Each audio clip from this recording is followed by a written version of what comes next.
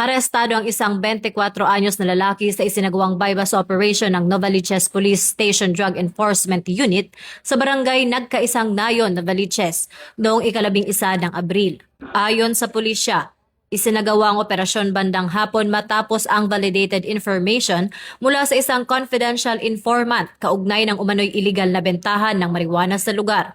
Nakumpiska mula sa suspect ang 29 vials ng liquid marijuana at 496 gramo ng high-grade marijuana na may kabuuang halagang 898,100 pesos. Wala ring naitalang dating record ang suspect. Patuloy ang investigasyon ng mga otoridad upang matukoy ang pinagmula ng droga at posibleng network sa likod nito.